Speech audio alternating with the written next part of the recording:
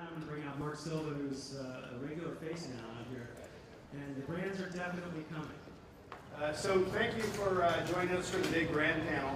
And we'll just get right in and actually have, going from Michael over to our right here, go ahead and introduce yourself and your role at PepsiCo. Sure. So my name is Michael Hammer. I'm actually the Director of Venture Capital Strategy for PepsiCo.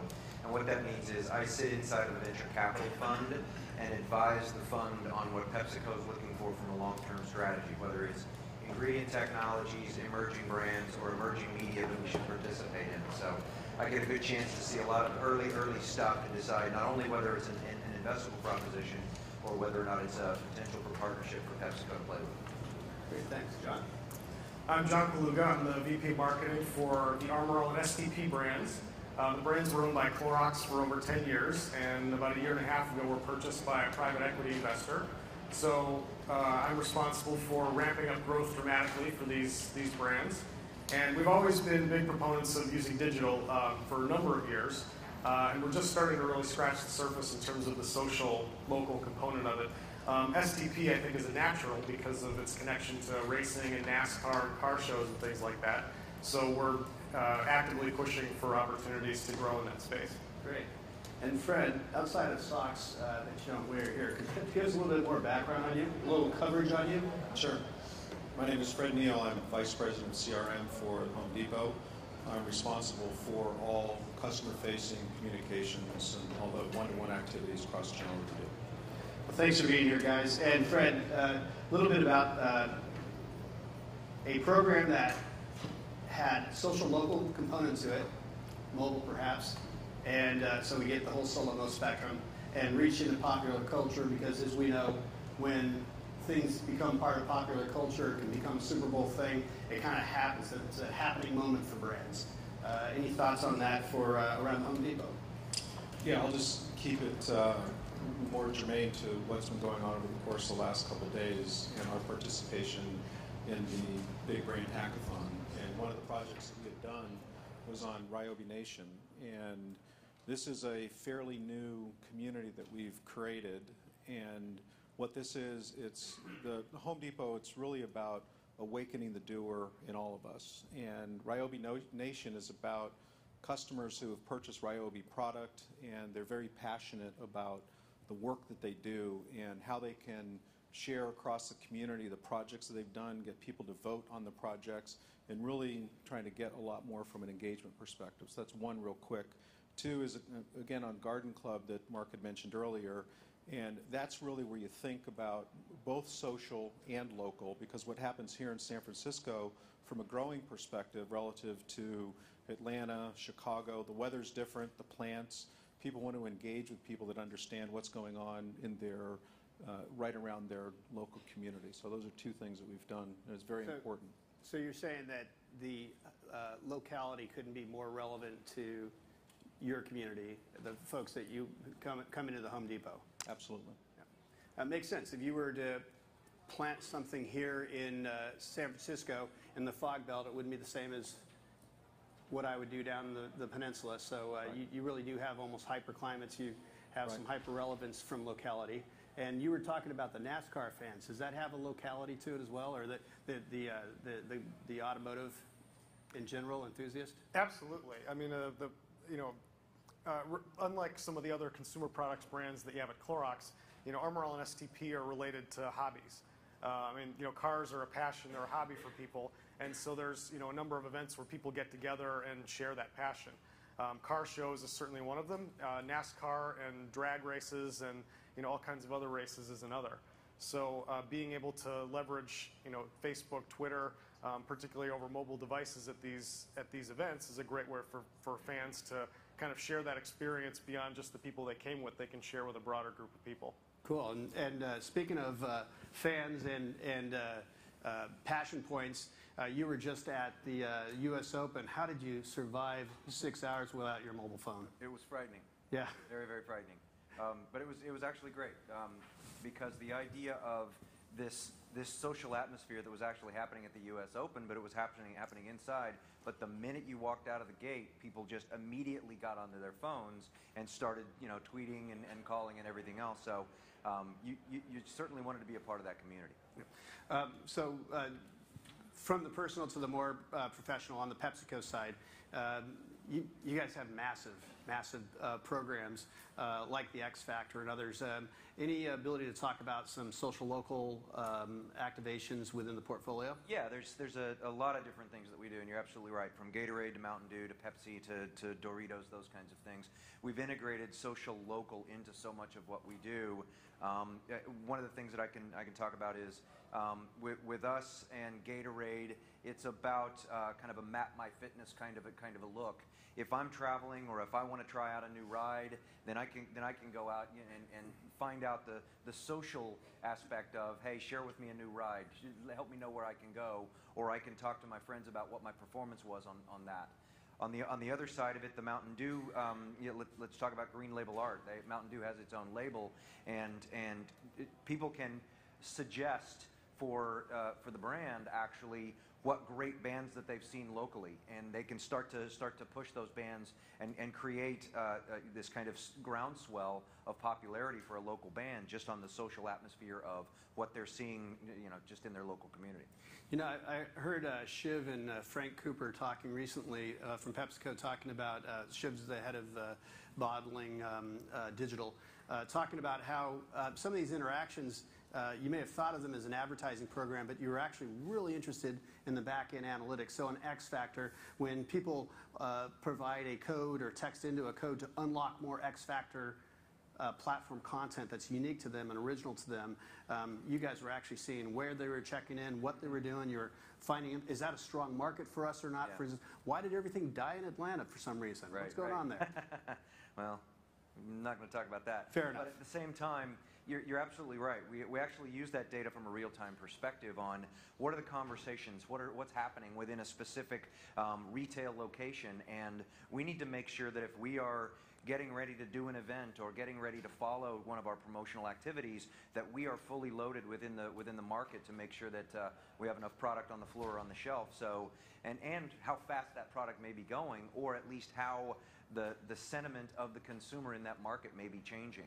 When we do the Dew games here in August here in San Francisco, are we able to take advantage of the social experience and the digital experience that everybody in the market is actually participating in, and actually are we able to then turn that into incremental sales from just making sure that we are turning the town green, so to speak? Yeah, I'm going to actually reach a little bit back into your career there, all the way back to Dell, not so long ago, when you were head of CRM over there. You guys had, like Pepsi did, an amazing war room, and you guys were using that to actually change business, weren't you? Yes, very much so. I'm not asking you to give me any specifics, but could you just describe the program a little bit? So from a social perspective, and you think about from what's going on locally, is obviously Dell is a national brand. So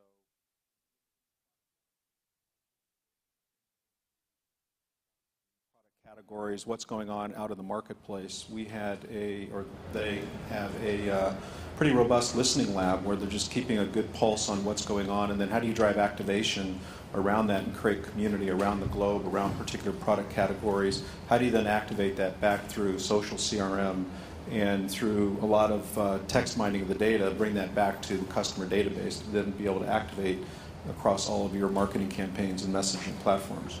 And you guys were actually able to get a visibility to incremental sales as a benefit of actually having been deployed very locally and using the social platforms. Yeah, absolutely. And that came from Michael on down.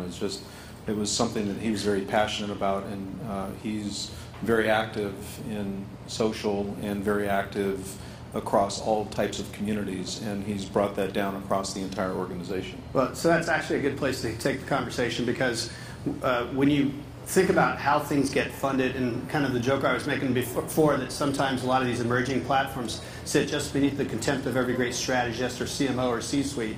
You've got someone who's actually really dialed in there and driving that. How do things get funded in your culture? Does it bubble up, or is it top down? It's both. I think there's a convergence where you have good ideas that come from the bottom up, and they're always vetted and approved from the top down. You look at capital allocation and what those big ideas are, and obviously in line with the strategic roadmap of the organization to make sure that it's on point with where you're trying to take the brand. And at the same time, you're participating in big brand hackathons where you've got CMOs and brand level people participating as well. Yeah, like you said earlier, for us, this is the first time that we've done this, and it's really focusing on the art of the possible. If you look at what we do inside of a $70 billion organization, there's a lot of bureaucracy and a lot of structure to be as successful as we are as a brand, and this gives us an opportunity to work with people outside of our four walls who are unconstrained in their way of thinking and are being very creative and bringing new, different ideas and being able to look at things that you can potentially commercialize. And at the same time, we have a value back to them because what we're doing is teaching them something from a marketing perspective of the importance of brand and how they need to think about it and what they're doing from a hacking perspective. And it was interesting, the runner-up for the contest that we did, he talked about something new for him, that he had to think about color palettes, he had to think about logos, some of the things that you have to do to be on point with brand, because there are brand standards that we have to work with. And that gave him a different way of thinking about this, but it also for us, it pushed us and gave us a different perspective of how we need to be thinking differently and more broadly and bring more people into our ecosystem and doing a lot more out here in the Valley and leveraging the talent that's here. The entire ecosystem here. Absolutely. So what we've got here, though, is in some cases a failure to communicate, because as we saw, coders talking code, and guess what? Marketers also have their own code. And really what we're trying to do with these kind of conversations is help bridge that gap so that the money starts flowing both directions here, and the talent and the monies, the ideas start flowing both directions. And so, you were in big corporate holding company. How do things get funded then versus now? So if any of these guys say, hey, I've got an idea I'd like to bring to you, is it different now that it's private equity versus the big Clorox infrastructure? Yes and no. I mean, I think we've got a set marketing budget that we have for the year, and so some of that is going to go to set programs, but we always leave a little bit aside to invest in new emerging technologies. I would say for people targeting brands like me, I think one thing to remember is that there's a lot of different people out there trying to get in the door. I get probably 5 to 10 messages a day with race sponsorships and things like that. So think about ways to find an in. One possible way is through agencies. So if something was recommended by my PR firm as a great way to engage people at the NASCAR racetrack, as a way to engage fans, I'm a lot more likely to listen to that than if I get just an email that comes in. I think the other piece is to start small. I think the book everyone's reading now is what the Lean Startup. Starting out with a small program where you can test and learn and get a lot of information in a short amount of time without a huge amount of resources and investment is a much better way to get your foot in the door than to propose some big program that takes a lot of time and resources. If the program works and it proves itself out, the extra money is going to flow to that very quickly because everyone's trying to get growth and drive more sales. But there's a proving ground that you need first. That's cool. It's kind of what the hackathon provided us, a very short-term and a lower investment way of doing exactly that kind of experimentation. And would that kind of experimentation fly at big PepsiCo, or are you kind of a representation even of a commitment to doing things, business not as usual? I would actually agree with John. It's about trying something you've never tried before. Most of our brand managers are holding back just almost play money to a certain extent to be able to say, hey, there's something that I'd like to try that is still relevant to the brand, still fits my core target audience, but at the same time, I've got to stand out. I've got to be disruptive because it can't be the same old media, the same old social interaction. It's got to be a way that makes somebody step up and change their behavior.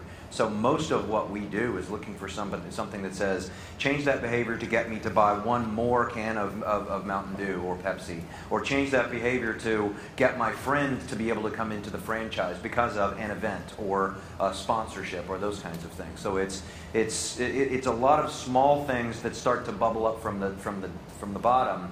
And our brand managers are the ones who are actually trying to do that for a couple of reasons. One, in their minds, they'll get some airtime with certain senior leaders because they've done something that's never been done before. And then that's when you get the momentum to do something bigger the next year and bigger the next year. All right, well, let's talk about the bigger bets that you guys actually have, Ned.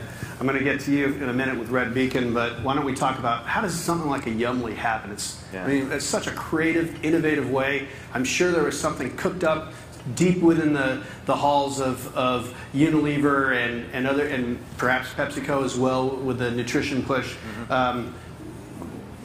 It wasn't obvious that they would buy versus build or invest versus build. How does something like this take hold and get momentum? It's probably the combination of two needs. One is you've got so many recipes that you have, and I'm talking on behalf of Unilever because they're a strategic investor in Physic Ventures, the fund that we invest in as well. So they've got a ton of recipes with sauces and spreads and so many foods in their portfolio, but at the same time, you've got consumers who are having a challenge in finding the right kinds of recipes, and they're hearing about it from friends through some social aspect, or they're going to a restaurant and saying, could I do that at home? But they have certain limitations. So their limitations may be gluten-free or salt, or they like a spicier kind of a flavor profile. So you've got a company over here who's got a lot of things to offer, especially from a spice and sauce standpoint, and you've got a technology over here in Yumly who's got a technology that is great because with simple sliders you can basically say, no, I like spicy and I like creamy and these kinds of things. So marry the two, bring them together, and then kind of build on this kind of this thesis that the fund built, which was, for every meal you basically have to plan it, you have to procure it, you have to prepare it, and then you have to participate. So the planning is, it may be I'm on my way home and I need to pick up the stuff to make fajitas. Well, let me stop you there. So first of all, it fit with your investment thesis. Yes. It fit with the business objective. Exactly. Which a lot of times I think people lose sight of. So how did the deal come together? The deal came together because if you, as a big brand, if you push it too hard, you're probably going to lose credibility. So those who are only Hellman's users might go there, but anybody else who just wants to be able to use it. So it's a little bit more hand-fisted if it was a brand approach. Also, there should be a recognition by agencies like ours and even brands that, we're not necessarily product people. We may be product people for the products we have, but I'm talking about hardcore development, production of assets and things that people like, right. Products, software, applications, etc. Partnering does feel like a better way to go. Let me throw that over to Fred then. So how did something like the Red Beacon come to fruition? So for those of you who aren't familiar with Red Beacon, it's a reasonably new company based out here in the Valley, and all the things you're talking about, from lean startup, from great talent, great IP, it really fit in with what we're trying to do. And within the Home Depot, we have two types of customers. We have our pros and we have our consumers. Within the consumer segment, you think about it from a do-it-yourself and do-it-for-me. Within the pro segment, they're always looking for opportunities for more business. The consumers, they're always So, looking. Fred, how did it happen? Well, let me break it down for us. I'll break it down for you. What we looked at is we had an opportunity. We have consumers that are looking for business, pros that are looking for, our consumers looking to get a job done, pros looking for business. Identified the company out here in the Valley. It was a great fit for what we're trying to do strategically. Got together and got the deal done. So my point is, that's just not an obvious path for a lot of companies. It must have taken someone who's either focused on investment, corp dev, maybe a CEO that's visionary like you were talking about earlier. It's all What's through, the mix? The mix really, it's corp dev fitting up to the business strategy, is getting our pros aligned with our consumers and helping them both. It's meeting a latent need that they both have. More business for the pros, getting a job done from the consumer. So tip to, in really 30 seconds or less, tip to the folks here in terms of how to pitch business at your shop, at your company. And I already heard from you, Fred, that it's aligned with our business objectives, help us sell more stuff. It's actually a pretty good mantra. That's right. John? Yeah, I would say one thing to always remember is it's not just about brand awareness. If you're targeting a brand like Armour All, STP, or Pepsi, people have heard of those brands. They know what the brand is. You need to do something that's going to encourage a behavior change. What's going to get them to buy a product? What's going to get them to learn about the product? What's going to get them to recommend that product to other people? That's really what brands are looking for, not just getting their logo out there. Great, thanks. Or I'd say, to add on top of that, he's exactly right, or to be able to get them to participate in the place where the brand is, to be a part of that consumer engagement. We don't want an event to be all about just the Pepsi event. We want it to be an enjoyable place where people will talk about it, and oh, by the way, Pepsi happens to be there, whether it's the Super Bowl or X Factor or a NASCAR race or something like that. That way, they assign and connect so much more with an enjoyable outcome in the brand, and now all of a sudden that brand becomes their ambassador to other enjoyable things. And you guys have been great ambassadors for brands here. Thank you very much for joining me. Give us a hand here for this panel. Thank you.